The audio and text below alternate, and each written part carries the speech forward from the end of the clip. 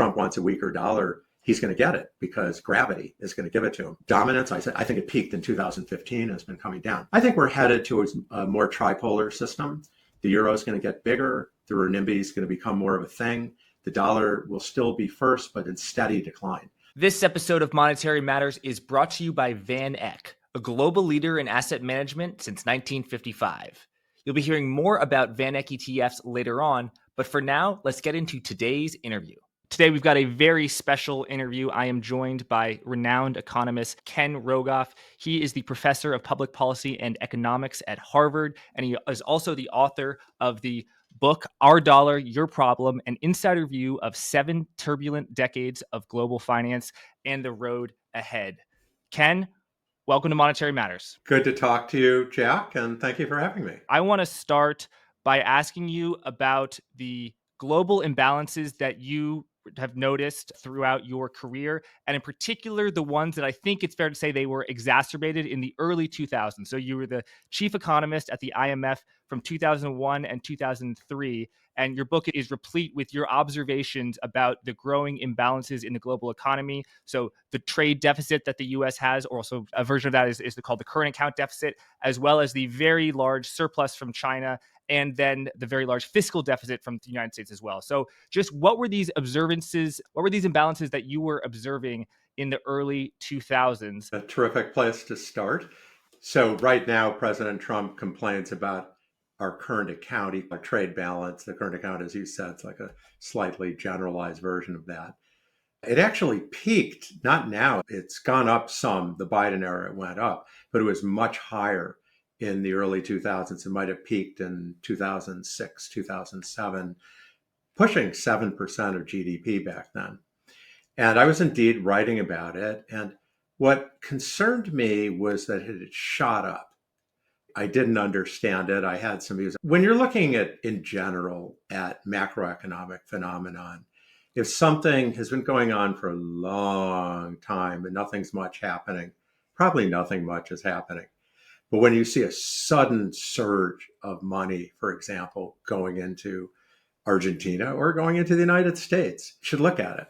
And so I was worried about what happened if it reversed. And I have to say, when I was writing about it, certainly in the early years, I didn't know what was causing it. I really didn't. I had some inkling that it might have to do with our financial system, but I don't think I realized just how nailed that was. And if I can diverge to just tell a small war story, Yes. Alan Greenspan was the chair of the Fed. And back then he was the maestro. Everybody just listened to his every word. He was a great man. They should have listened to his every word. And I got to speak right after him once at a giant conference. And he was going on about the US current account. And he said, no problem. There's nothing to see here. Why is money rushing in? Because our financial system is so great. And I came on right afterwards. It's not easy speaking right after the chair of the Federal Reserve. I tell about this a bit in the book. There are all these camera crews loudly closing up. I think there were 15 camera crews. Some of the people leave.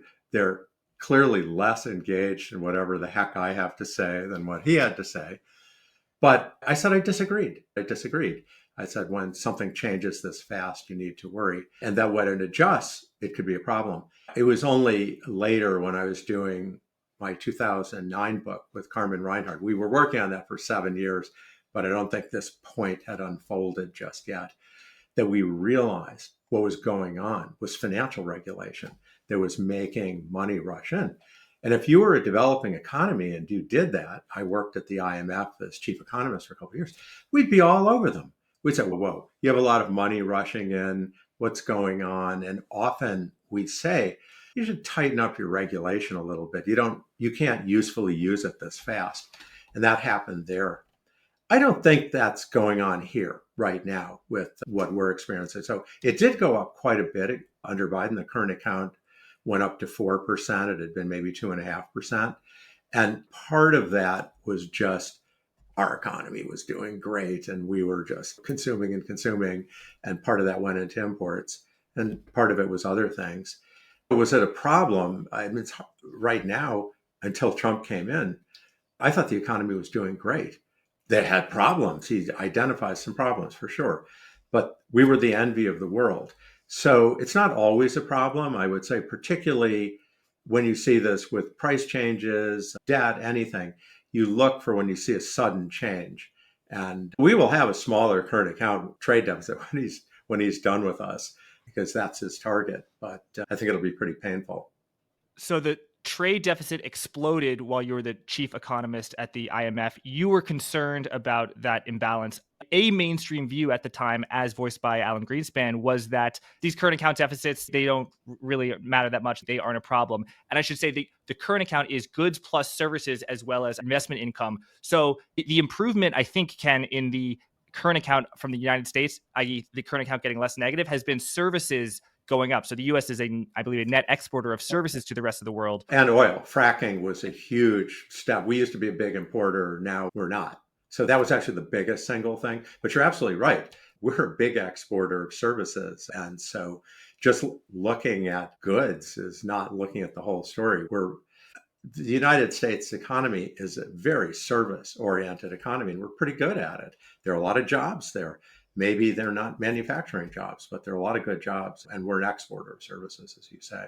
So the current account is not just goods, things you can touch with your hands, but it is services. But I think what a propellant of President Trump's electoral success in 2016 and 2024, I think it's fair to say, is the perceived hollowing out of manufacturing in the United States, the people who would make those goods, particularly in the middle of the country. And if you look at manufacturing jobs, those have really gone down as the trade deficit of the U.S. gone down as well. A simplified way of saying this is that the jobs were shipped overseas. I just want to say, but our manufacturing output went up as a share of GDP.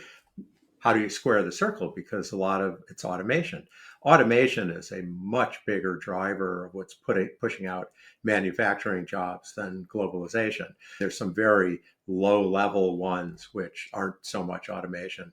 I want to draw an analogy to agriculture. At one time, percent of Americans were working in agriculture, and it was still pretty high at the time of the Great Depression. By the 1970s, it had fallen sharply.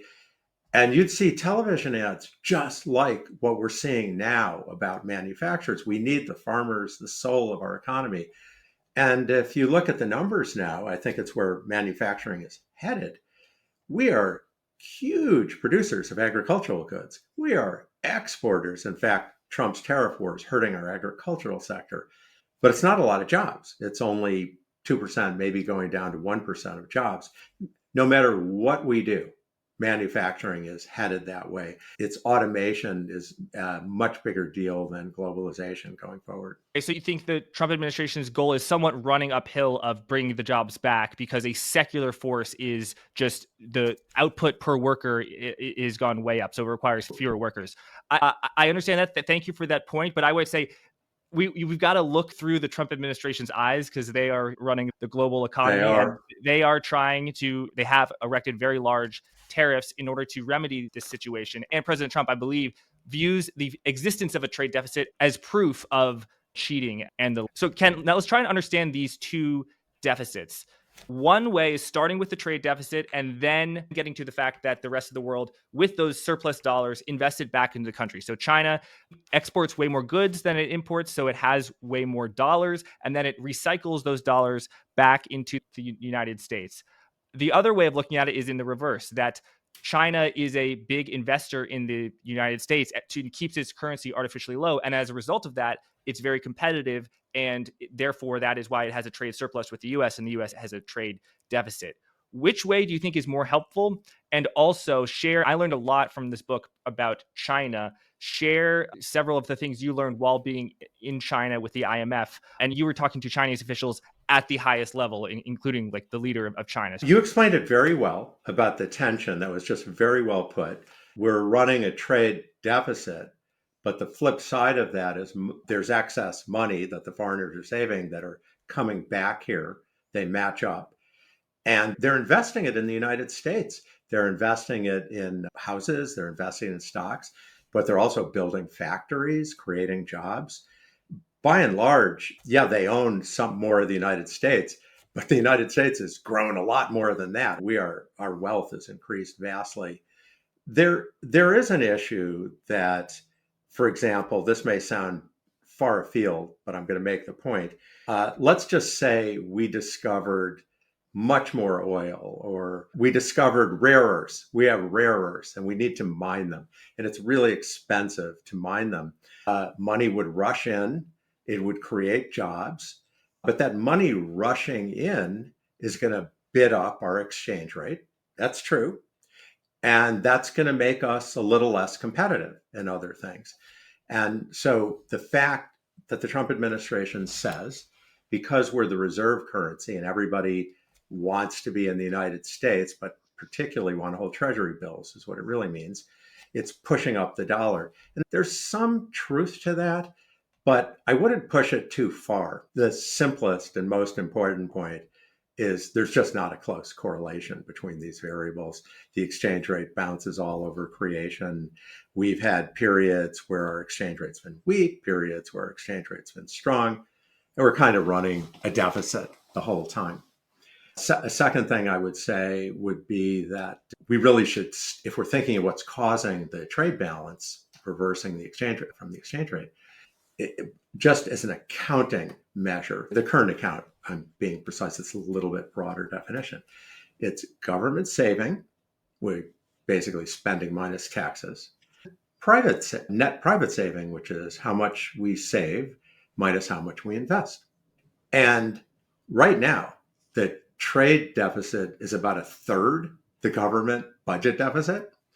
And if I really cared about the trade deficit for real, if that was really what was on my mind, I'd be thinking about closing up our government budget deficit. It doesn't automatically imply the trade deficit is less, but pretty good bet that it would. So there are a lot of complex things going on. As you said, he's running against a secular force of automation that's just going to push the jobs down. It's attacking this problem with a sledgehammer. And yeah, maybe you're hitting at something you should, but you're hitting at a lot of things you shouldn't. This system is delicate. We have all these supply chains and things going on. If you wanted to fix things, I mentioned the budget deficit, you could also redistribute income more. I mean, he has ideas about that, by the way, to be fair. But I don't think you're going to fix it by thinking that you're going to bring manufacturing jobs back. India doesn't think it can get into manufacturing jobs. They have really cheap labor. They just they think we missed it. They think China grew that way. We came on too late. Now it's all going to be automation, and they're trying to go in a services direction where we probably should be thinking about too. Okay, so one reason that the U.S. has a trade deficit with China is the U.S. dollar may be a little bit overvalued. You say that's a factor, but not a huge factor. And I should say you were bringing that up to the leader of China over 20 years ago. What is it about China and what is it about the U.S. that China just appears to be much more inclined to produce than to consume, and the U.S. appears more inclined to consume than produce? And you could attribute it to cultural factors. The U.S., we love to spend in the United States, but wasn't that true in 1950? And we had a surplus then. So what are there? Is it policy things? Is it other financial things? Why do we have such a large trade deficit and appear to be so much, quote unquote, better at consuming than producing, and the opposite in China? One thing is we're rich and they're not. And so when you're rich, you might do things differently than if you're not. Another thing I mentioned, we run these giant government budget deficits, which serve a purpose. I'm not just categorically saying it's a bad idea because of this. But if the government's running a big deficit like we do, the private sector's really got to be saving a lot to make up for that. And we don't tend to do that. It's very easy to get credit. We've been getting rich in many ways faster. You see a lot of countries run surpluses when they're developing. Japan did this. I actually call it the Tokyo consensus model, is trying to do this. And other Asian economies have imitated it. At the end, I think it's a sign of weakness, not a sign of strength. They don't have enough stuff to invest in. We have much more efficient capital markets. We have a much more dynamic economy. This is where people want to be, is in the United States. And I don't want to sound like Alan Greenspan, who I just made up a story when he went over the top about that. But it's a lot of complex forces. And I know in politics, you just want to choose one. Something I have to say is that most Americans have always liked tariffs. They might not. after getting a taste of them. My mother, she knew I was a professional economist. She was a librarian, very supremely smart and educated woman. I wasn't winning arguments with her about this. And when I've talked over the years to people high in the Trump administration complaining about their tariff policy, I think I win the arguments, but they don't think I win the arguments. And it's very popular.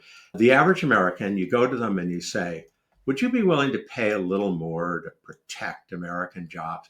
What are you going to say? You're going to say, yes, of course I would do that. The problem is when you crunch the numbers and look at how distortionary they are, it's a very expensive way to protect jobs. But if I can just say one other thing, Mm-hmm. if Trump had just come in and put on 10% tariffs, it's a dirty little secret among economists that it wouldn't be a big deal. It'd be a bit of a shock, but it's like a tax. If he came in and put in a national sales tax, but then cut a lot of other taxes, there'd be winners, there'd be losers, there'd be a lot of whining and complaining, but it's not the end of the world. So it's an open secret among economists that a 10% tariff wouldn't be that big a deal. For the US. For the US, that would be art of the deal with the markets and the economy, right? If to take tariffs are at 145%, and then by comparison, 10% seems so low. Yes, except that you're causing so much damage in the interim. And also, the problem is people wonder, will you keep your word? If we recall, he's isn't keeping his word with Mexico and Canada, and he negotiated the deal 4 years ago. So this isn't some real estate deal where it's just one property. This is the whole economy. Millions of decisions surround what are taxes going to be, what are tariffs going to be. If you give us predictability, if you give the private sector, I'm in the university, I don't have the right to say I'm in the private sector. If the private sector is given certainty, they know how to deal with it. They can do business. They do business in a lot crazier places. But it's very hard when you don't know what's around the corner. So I think a lot of measures of uncertainty that economists take still have it be policy uncertainty, still have it be very high. Towards the end of the book, you write about how nothing of the history of the dollar has been guaranteed, and that maybe the US dollar could have been dethroned by Russia, and then by Japan, and then by Europe, and then by China, but it hasn't so far.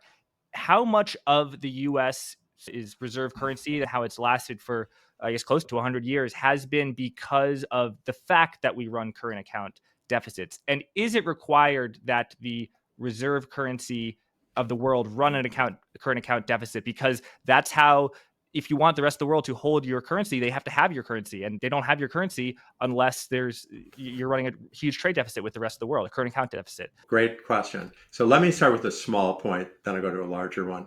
I'm never claiming, at least in many cases, I'm not claiming they're going to overtake or dethrone the United States, but they're going to take a lot of market share. There have been periods where there have been multiple reserve currencies. And it's not just that the dollar's first, it's way first in most measures. I think it was declining before Trump by the measures I like best. I think it peaked in 2015, and that's something a lot of people don't realize. We'll come back, let's get to the current account surpluses. The UK ran surpluses the whole time that it was the dominant currency, and longer than we've been so far. And okay, they eventually had World War I and World War II, but it was working pretty well for them. So what gives? Because people have to hold dollars. That's right. You made a point that after World War II, you said that we ran surpluses for a while. How's that possible? It's possible because they want treasury bills. That's really what they want. And a little bit of cash, but mostly treasury bills. Well, you can get them by selling us factories in Europe, by selling stocks in Europe, houses. You can trade other assets for the treasury bills. And pretty much we did that. My great aunt went to Italy, and she wanted to design shoes, and she found she could make them really cheaply in Italy. And that exactly translates into our investing there. And why was that possible? I'm not saying this is happening directly from my aunt, who was generally at least not that well off, but the Italians needed dollars. And so they'd be needing to sell stuff to get dollars back. So there's no equation. That said, We've been running the current account deficits and consuming with seemingly without ever having to pay the piper. That day may come to an end. There are a lot of issues around that. But fundamentally, there's a lot of issues at stake, but you don't have to run deficits. That's a misconception. You don't have to run deficits to be the dominant currency. Hey, Monetary Matters listeners, tariffs are shaking global markets, and gold is responding, hitting all-time highs as market uncertainty fuels a surge in demand for physical gold. The VanEck Merc Gold ETF, ticker OUNZ, is the only ETF that lets investors convert their shares into physical gold, delivered directly to you. Now that's a standout feature. Visit vaneck.com/OUNZJack to learn more about OUNZ today. Please click the link in the description to view the OUNZ prospectus. Thanks for listening. Let's get back to today's interview. There are economists who say, why is not just Trump, but why are the West going so hard on China and Asia for accumulating these reserves? That's just what Europe did after World War II. But you point out in the book that actually the US often had a surplus with Europe. So how do we get, okay, your aunt, she gets to make shoes in Italy for cheaper, and that's good. But there isn't a huge imbalance. Why can't we do it that way instead of having these huge imbalances with Asia and in particular China? What's different now? I think there are a couple factors. So one is, especially if you look at the last 25 years, the US has just ruled. It's incredible. Trump says, by the way, I'm not political, and I think he says does many things, that are reasonable. I'm not just Trump trashing here, although on this issue, I am.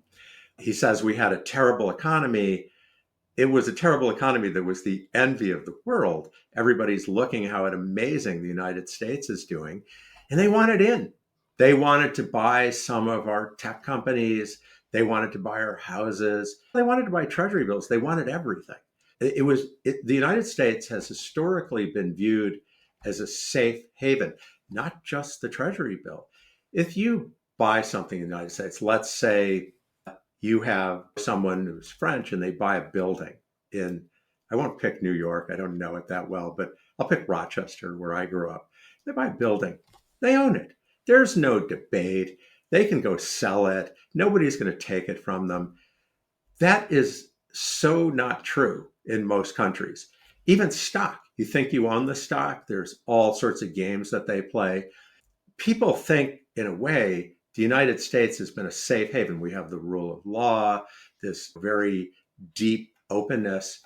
And one of the things that threatens the whole thing is not just the tariffs, but this question, are we undermining the rule of law? I don't want to get hysterical and say every time Trump does something, he's undermining the rule of law. And by the way, the Democrats wanted to get rid of the filibuster in the Senate. I don't know if all your listeners know about that, where many things you need 60% to pass a vote. And that's been a huge stabilizing influence in our political system. And pretty much the Democrats announced had they won, they were going to do that. And there are other things they've done that, I'm not saying they're as bad offenders as Trump. I don't want to make the same moral equivalence. But in general, foreigners have gotten more concerned about the rule of law here. It's not that they suddenly trust China or the UK or France more, but they trust us less. I think that's a bell you can't unring with what's going on with the Trump administration. I think there's been permanent damage here. Not the end of the world, but I don't think that's easy to repair. And some progressive listener, I don't know if you have any, but if you do, maybe you are. I regard myself as a centrist, might say, oh, but in 2029, we'll get Ocasio-Cortez or Gavin Newsom or somebody more centrist. It's going to be great. They'll get rid of everything Trump did. But you can get somebody else 4 years later. The world has seen what can happen. And I'll make a really far out prediction. I'm not sure, you're much younger than me. I'm not sure Trump's going to be looked back on as the worst president by your generation in 15 years. I look at the growth of AI, which I'm a huge fan of. We met originally a little bit through chess. I'm a huge fan of AI. It's amazing what it's done. It's enriched my life. But it's very disruptive. And I think the kind of political turmoil that Trump represents, I don't know why it wouldn't get worse. And we can see other things where people are trying to hold back time. It's been very difficult to do. I think that the the time where you were the chief economist for the IMF, that roughly period, I think was extremely disruptive. That is really when the trade balances were most Mm. out of whack. And I wonder, President Trump, in his own way, is attempting to restore these imbalances, although he might not put it that way.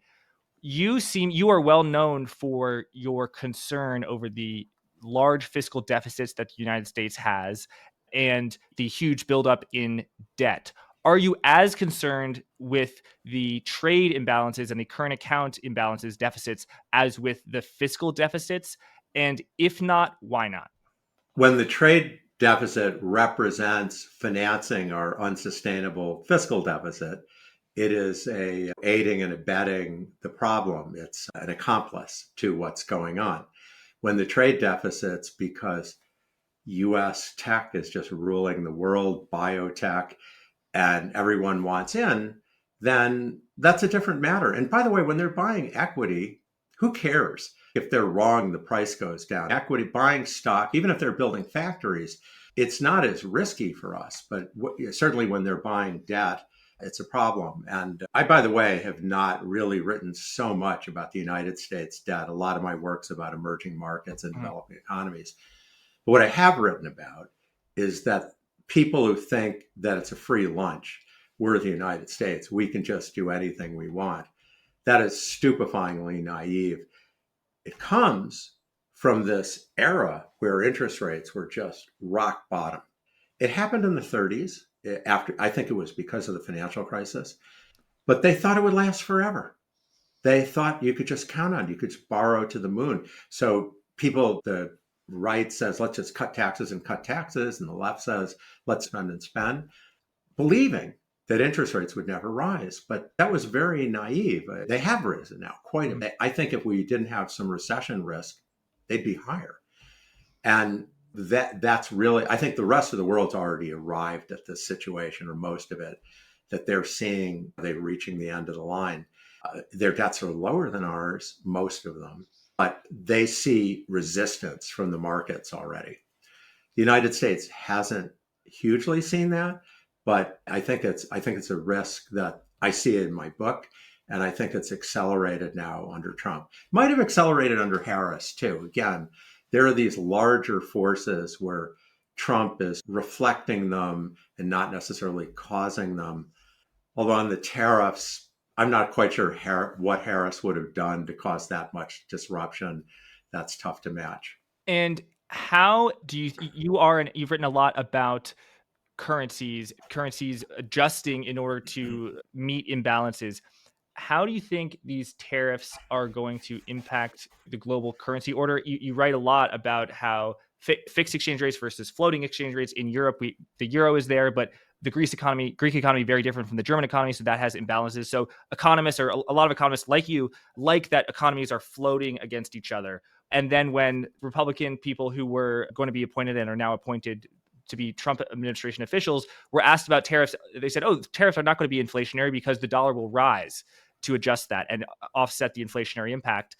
Now, of course, we know, we have observed that the US dollar has actually weakened. So how is just this currency mix going to be impacted by tariffs, and how are they going to impact inflation and in different trade deficits? So the Trump administration officials are quite right that if it was just about the tariffs without the chaos and everything else going on, the rule of law, it actually pushes the dollar up. I don't want to go into the economics of that, but basically it's part way making up for the tariffs, because when the dollar goes up, it makes US goods more expensive abroad and it makes foreign goods cheaper. So he puts on a tariff to make the foreign goods more expensive. But to the extent the dollar goes up, it makes other things other countries produce less expensive. It goes part way. It would be inflationary even then, but not as inflationary. No, I mean, there's a lot of things going on with the dollar. I think one thing is just gravity. The dollar got really high. That's what I was writing about in 2002. And I was worried about the situation and I admit, didn't understand as much as I think I understand today. The dollar was really high. It was very high in 85 too, for the record. And both times it came down. If you look at exchange rates, not the dollar, look at the yen, look at the Canadian dollar, the pound, when they get way out of line, either really cheap or really expensive, that's the one time when there's some forecastability. And exchange rates are so volatile, it's very hard. And the dollar had gotten just phenomenally high. I think I wrote something a year ago saying Trump wants a weaker dollar. He's going to get it because gravity is going to give it to him. I think that's probably the larger arc of what's going on with the dollar. It's true. Some of it's like he's accelerated it by not from the tariff, but from I would say people being concerned about his competence. I don't know another way to put it. The British had this prime minister a few years ago named Liz Truss, who had an idea for putting in a big tax cut and running a big deficit that it wasn't completely out to lunch, not at all, but she didn't prepare anyone for it. And she just did it out of the blue. And the markets went crazy. The pound dropped, their interest rates skyrocketed. She was the shortest lived prime minister in British history, I think. And the British joke that the rise in the interest rate in the pound was the moron premium. And I don't necessarily want to use that word, although I think Trump himself wouldn't hesitate to. There's a bit of a moron premium here. Like it's not the tariffs, it's the chaos that's going on. So that said, he can right the ship.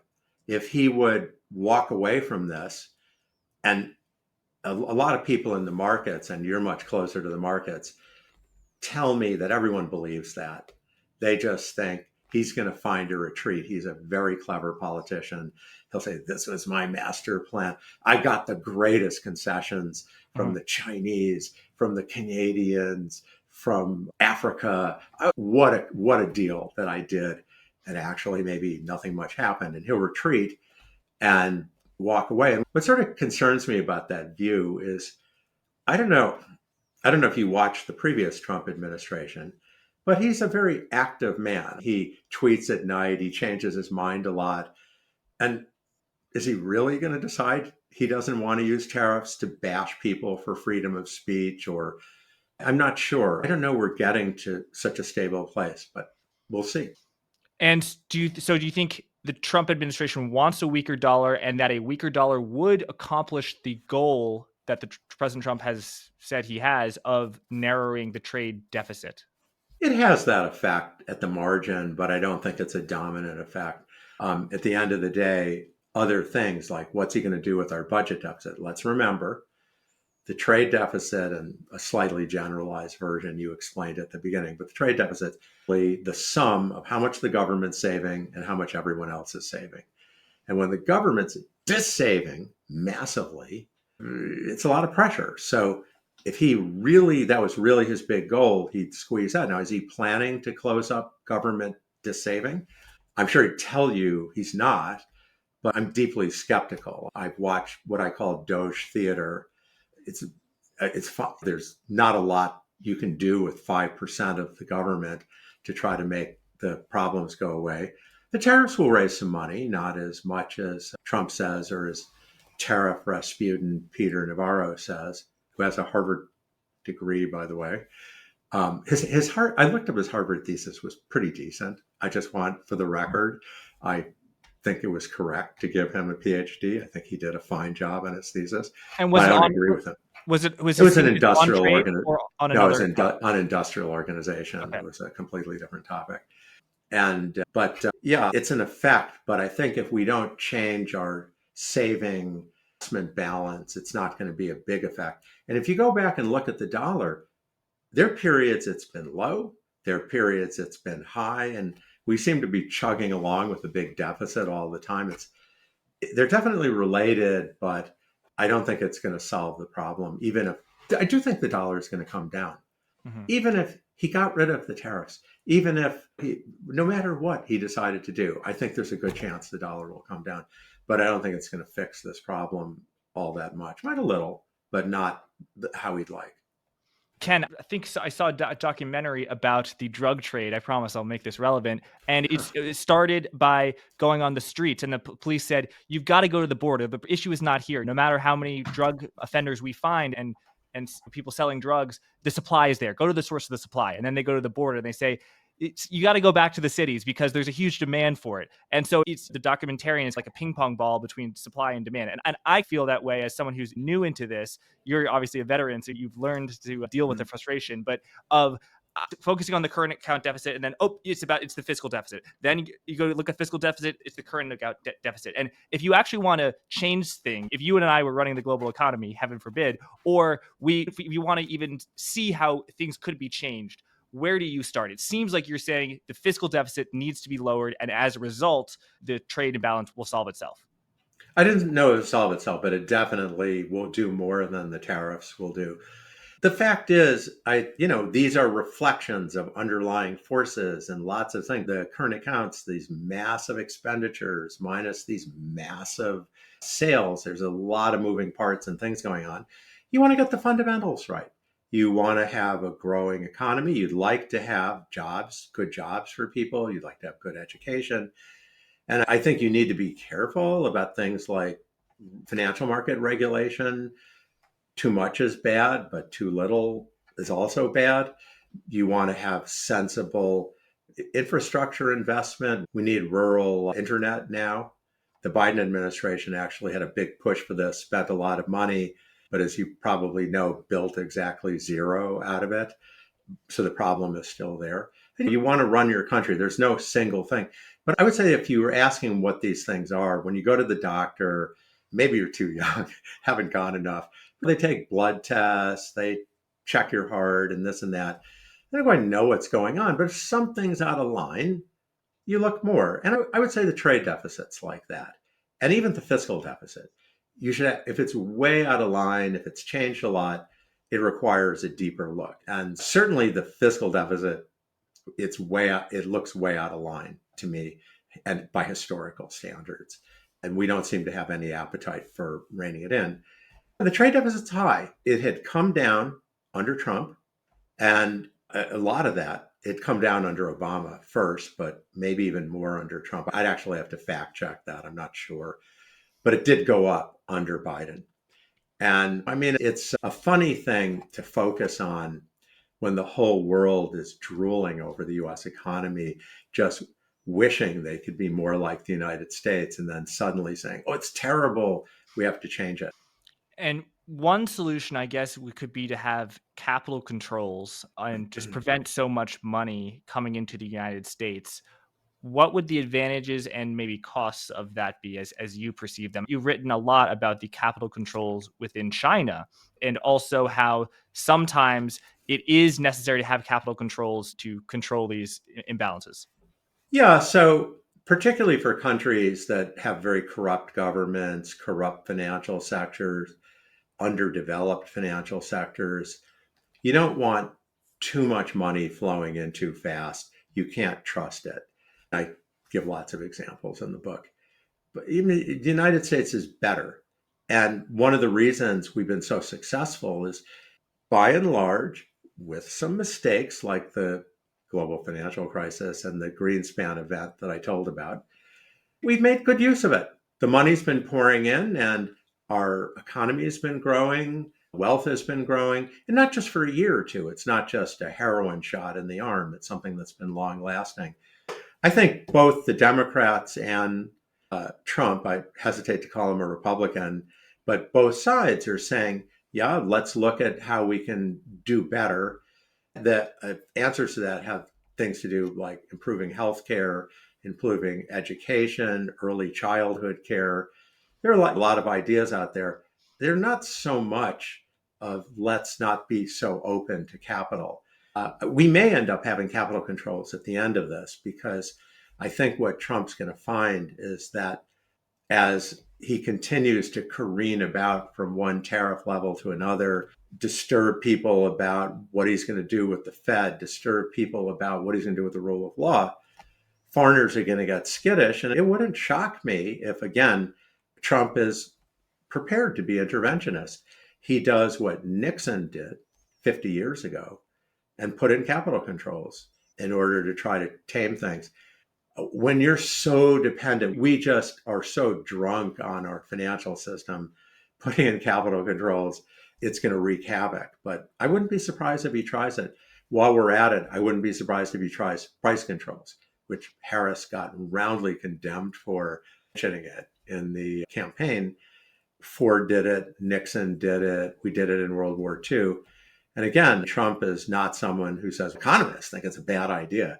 He's saying, if they think it's a bad idea, I really want to listen to it. I think these things could happen. Before I read the book, I had the impression that most of the world has a floating exchange regime. And that is officially true, yes. But in the book, I learned that actually maybe 40 or even higher than 40% of countries that say that they are we float, actually are basically closeted indexers to the dollar. And is that also a source of imbalances of, I'm just going to make up a country. For example, China, if they have a huge surplus with the US, the yuan should strengthen to make the Chinese manufacturing less competitive. But if they're always like indexing to the dollar, then that prevents that. It doesn't prevent their wages and prices from changing. So in fact, one of the real puzzles back in the early 2000s, and I think it's something people don't understand today, is China really did fix their exchange rate for a long time. They started officially loosening it in 2005, but really happened in 2015 and more as we speak. Let's suppose you fix your exchange rate. Let's suppose we're on the gold standard. Okay. The other thing that can adjust is relative wages. So if China was really undervalued, if that was really true, their wages would eventually have been bid up because they would have more demand for goods from China. The firms would be out there trying to hire workers. It would bid up wages. Why didn't that happen? It didn't happen because China had a huge percentage of its population, way over half, living in total poverty out in the rural parts of China. And they gradually, meeting 15 million people a year, let them into the cities to work. So as soon as the workers are saying, we want higher wages, the firms would say, these guys seem to be willing to work for what we're paying. So why don't you take what we're paying? So the real force that for a long time was holding down the value of the Chinese currency was this sea of basically unemployed people that were being brought into the economy. That's happened in many countries. That's not the exchange rate system. That's really something else. Okay, but when you write in the book, when you're about to meet the leader of China and your kids, you could bring your kids and you needed to buy a nice suit and a nice fancy clothes for your kids, you were shocked at how cheap the prices were. Doesn't purchasing power parity indicate that the currency, it is extremely cheap to build in China? I understand your point, but isn't the IMF for a long time, I think, has not played this role, but isn't the official role of the IMF when it started, in right after World War II, is to, if there's a chronic surplus country and a chronic deficit country, to get them in the room and have them make a deal. I think you wrote in the book that was a politically impossible task, and the IMF has not played that role for a very long time. But isn't the idea of the IMF that you have them do a deal? That's true. That's always been viewed as the vision. It's very difficult to actually implement it. But again, I don't know where all your listeners are, but are you talking to me from New York City, by the way? I am, yeah. Okay. I'm going to pick a city that's a lovely city, has the most important chess center, maybe in the world, but is a little down and out compared to New York. Have you been to St. Louis? I haven't, but things are a lot cheaper there. Yes? Things are a lot cheaper. Like I went to St. Louis. I was speaking at a book talk 10 years ago. I visited the chess center too, but I'm having breakfast there. I can't believe it. I'm paying $2.50 for this big spread, not at a dive, like whatever. I walked into some restaurant, what I'm paying $7 or $10 for in New York. You can even look at things like McDonald's prices, Starbucks prices, Dunkin' Donuts prices. They're not the same everywhere. Why not? The rent is cheaper, the employees are cheaper. That's a big part of why in low income countries things are much cheaper. When that I did have to, my son just had raggedy clothes, and I was just afraid that somehow he might, I didn't think he was going to meet the leader of China, which he did, but I was afraid that what if it happened? So we scrambled, we had to go all over. And I knew I was shopping at the most expensive stores in Beijing. And I'm not sure I'm getting the ratio right. And frankly, I don't shop for men's suits very much, but back then, certainly, I've had to wear them much more in recent years. It seemed like it was a quarter of the price or a third the price. But if you think about it, when that gets to the United States, it has to get trucked to wherever it's going by a well paid teamster. It has to go in some store. And depending where it is, the rent's expensive. And believe me, the employees helping you out with the suit are paid like a ton more than in the other store and on. So some of it has to do with what we call the markups. But yes, I was shocked at how cheap it was. But I mean, if you visit developing economies and you're not going just to the city where all the tourists are, this is something you often see. And great anecdote about when you meet the leader of China, people will have to buy the book to see what that anecdote is. Very funny. Ken, what would you say are the advantages of having the US dollar be the global reserve currency? What are the advantages to American citizens and what are the costs? I would have said the cleanest, absolute clearest advantage that we pay less in interest. Everybody, mortgages, car loans, student loans, because the world likes to hold dollars and it's a bigger market, not just for Uncle Sam. It's a bigger market for everyone. I'm sliding over a lot of technical details. And that savings is not so big. It's not like we're paying half as much, but the estimates run from 0.5% to 1%. Now I have to be careful. That's controlling for how much you borrow. So we actually pay higher rates than Germany, but they borrow much less than we do. So controlling for how much we borrow, we pay lower interest rates. There are many other advantages. Everybody's familiar with the sanctions. We're able to do that because the dollar, not just the treasury bills, not just the dollar, but our banking system, because the dollar is so powerful, frankly, because our military is so powerful, we control major parts of the global financial system. You haven't asked me about crypto, less so there.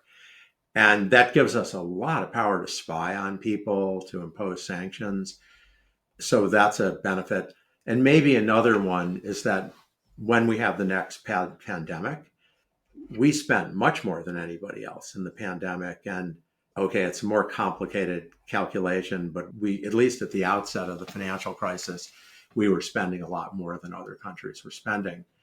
And our interest rate didn't go up that much. We didn't seem to be paying a penalty that other countries felt they were seeing. Next time, if we've lost as a result of this secular decline in the dollar that I'm saying was there before Trump, one or two legs down under Trump, we won't be able to borrow as much as cheaply. As we try to borrow way more than, say, England or Canada are borrowing as a share of our income, we will see more of an interest penalty quicker. And you'll feel that when it happens. Believe me, the people, everybody else looking at the United States, we're always feeling really bad for ourselves in the United States. But other countries are looking at it and say, I wish our government could do that. So we are able to borrow a lot more and spend a lot more. And you say fiscal deficits are not a free lunch, but maybe one way of saying your most recent answer is that in the US, because we have a global reserve currency, we don't feel the costs. It can seem like a free lunch for a very long time. Whereas if Brazil wants to borrow a bunch or Argentina, they pay the cost of that free lunch almost immediately. Yeah, we're conflating a lot of things that interest rates were going down for everybody, for Brazil, for China, for everybody. That wasn't fully understood. I think it had a lot to do with the financial crisis. I did debates all over the world with leading economists who had other ideas. I thought they were going to come back. That's part of why it seemed like a free lunch. But other countries in the same circumstances like us were able to do less. Now, as our debt gets higher, it does matter. Germany, I mentioned, pays a lower interest rate than the United States. They just did a massive stimulus when they acknowledged that the US isn't going to defend them anymore and they better light a fire under remilitarizing.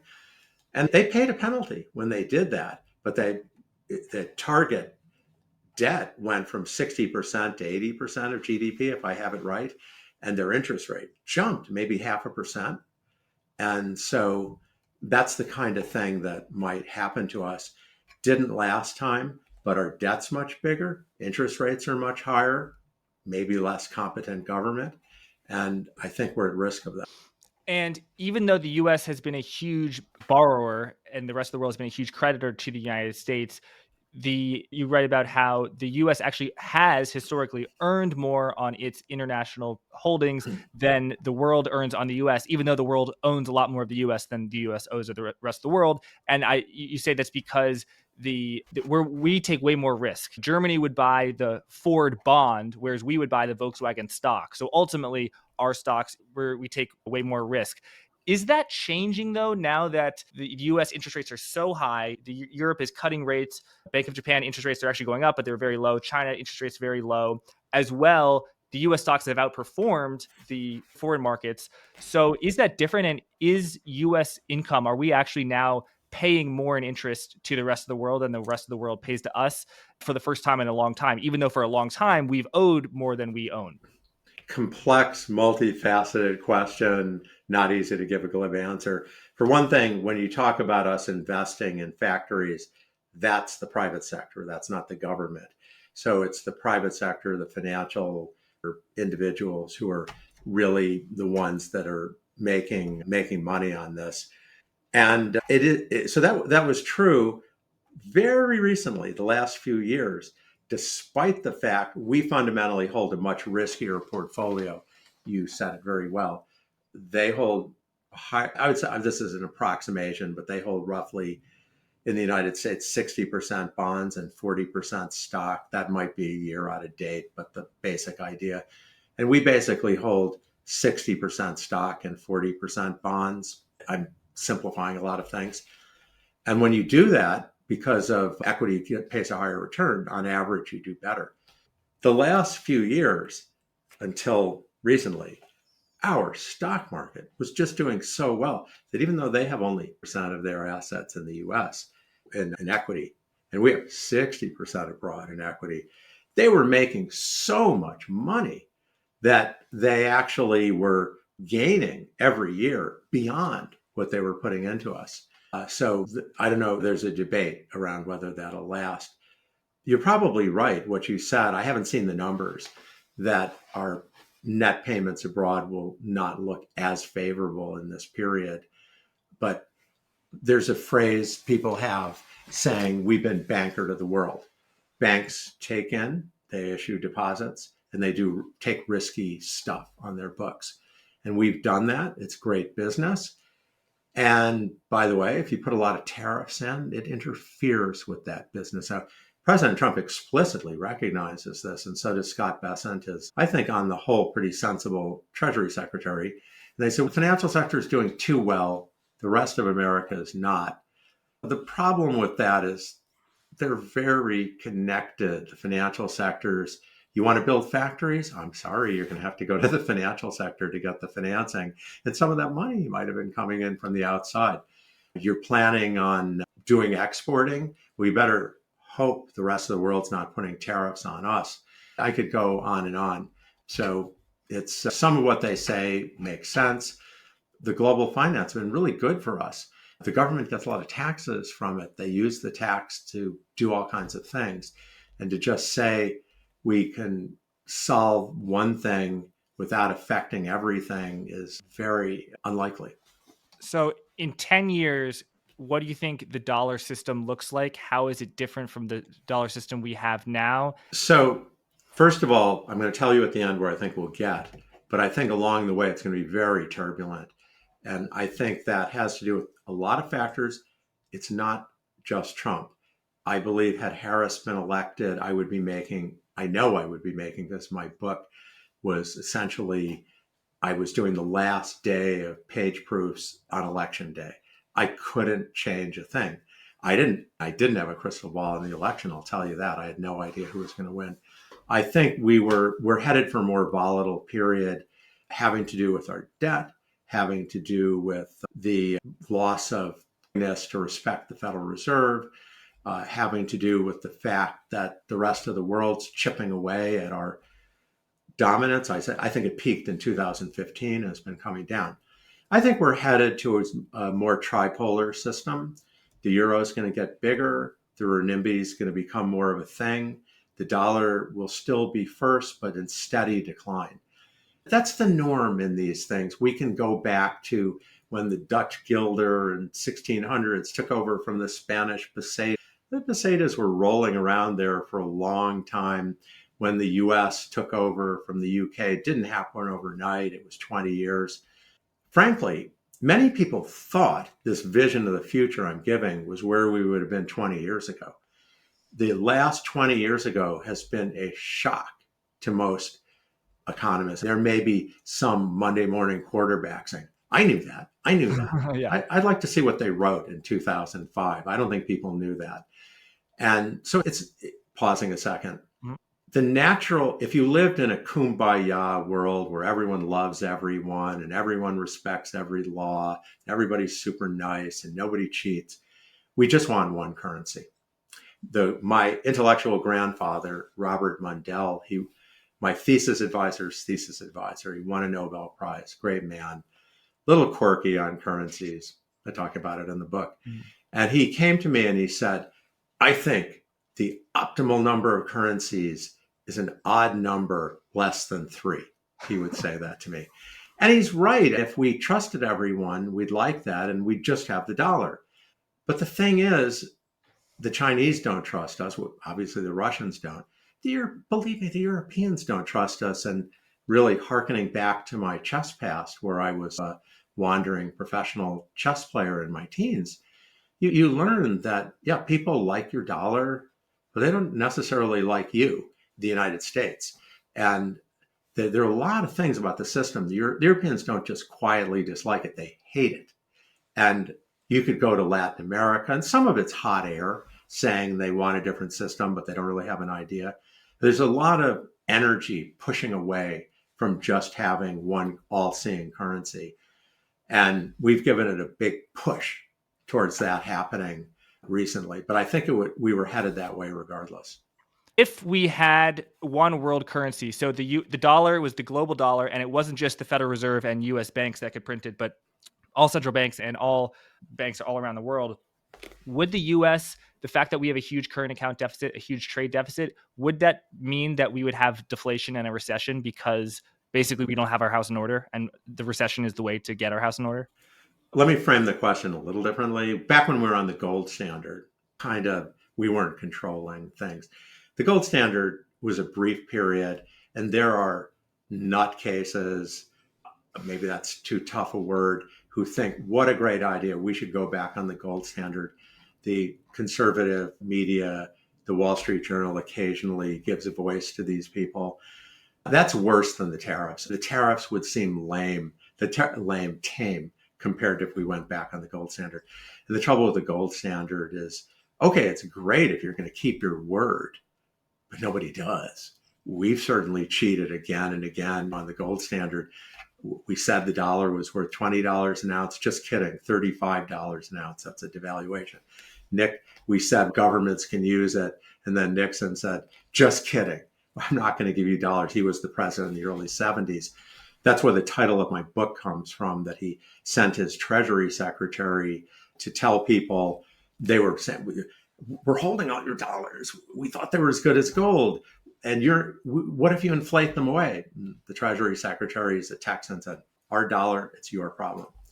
If we were on a gold standard, and just suppose it was working, back then, if you were borrowing too much, it would put upward pressure on your interest rates pretty quickly because everybody's got the same currency, and it would put downward pressure on the interest rates of the surplus countries. So there's a whole debate about this. I don't want to get into it, but there's some natural equilibration going on there that doesn't happen in a flexible exchange rate regime.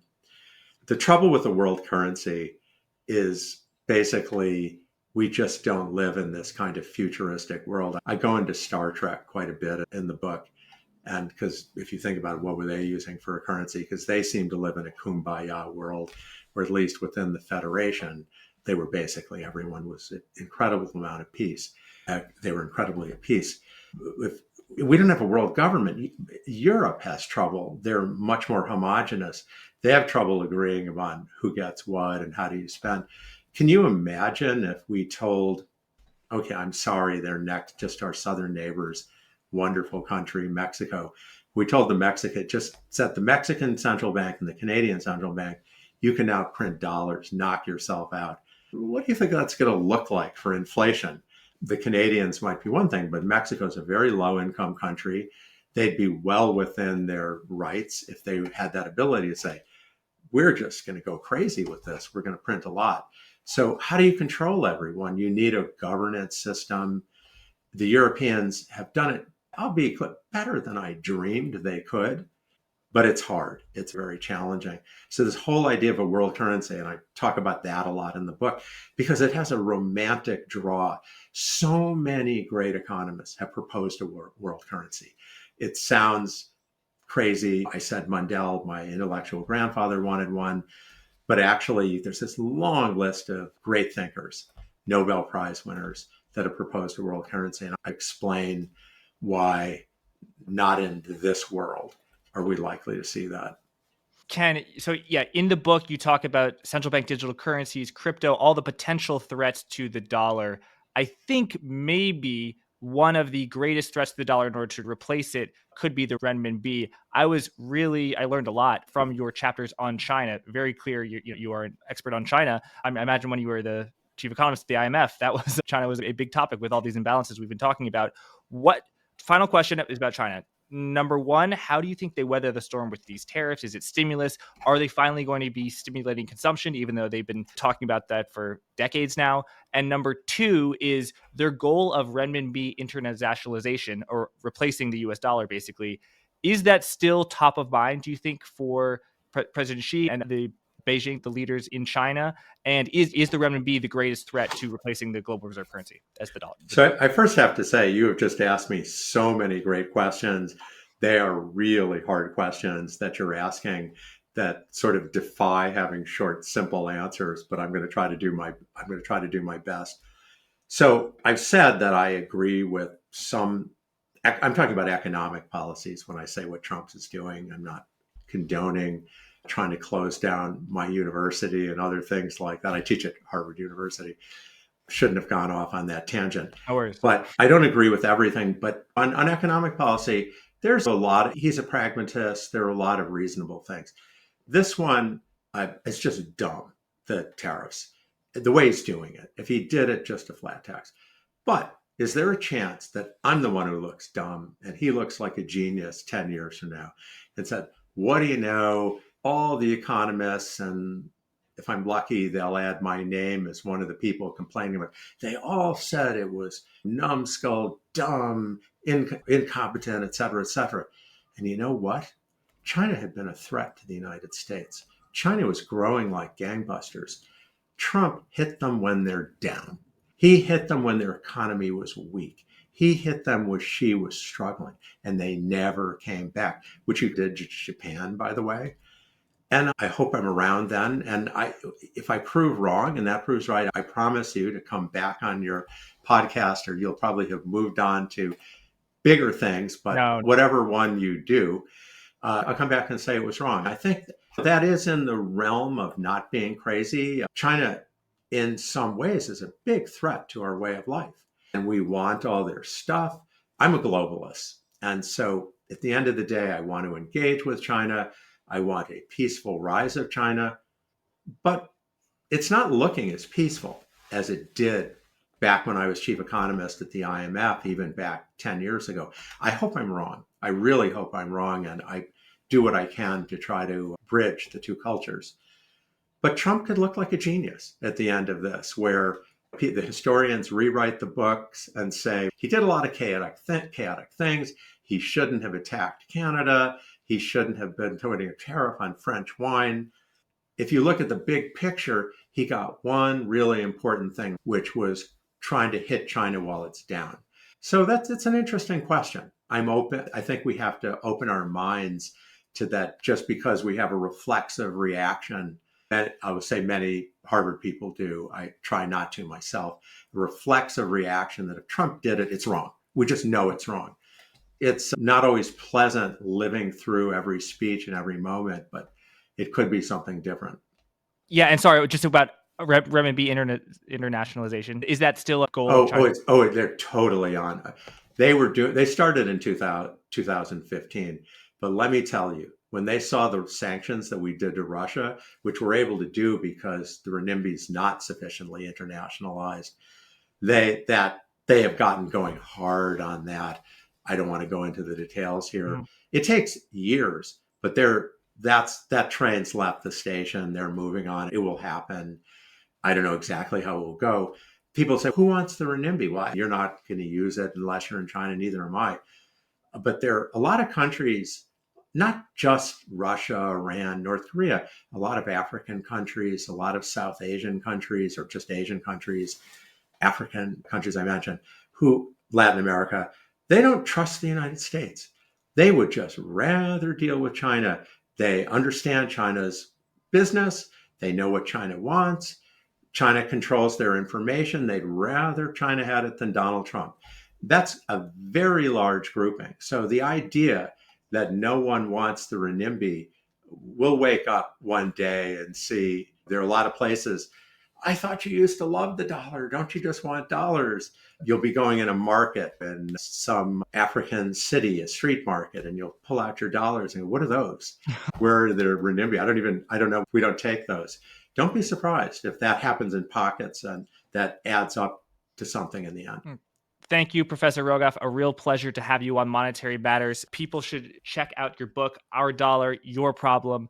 I read the book. I really enjoyed it. I think it is as easy to read as an economics book is without watering down the details. And it's very wide-ranging, accessible, and the footnotes in particular are very thorough. And it's just a humbling exercise for me to just see how complicated this stuff really is, because it is not simple. And I think that often in economics, particularly in finance and markets, people throw around quick and easy narratives. And I think it's very important to look at the actual data and realize how complicated things are. Thank you again, Professor. Thank you, everyone, for listening. A reminder to subscribe to the Monetary Matters YouTube channel and check us out on Apple Podcasts and Spotify. Leave a rating and review. It really helps the show. Thanks again. Until next time. Thank you. Thank you. Just close the door.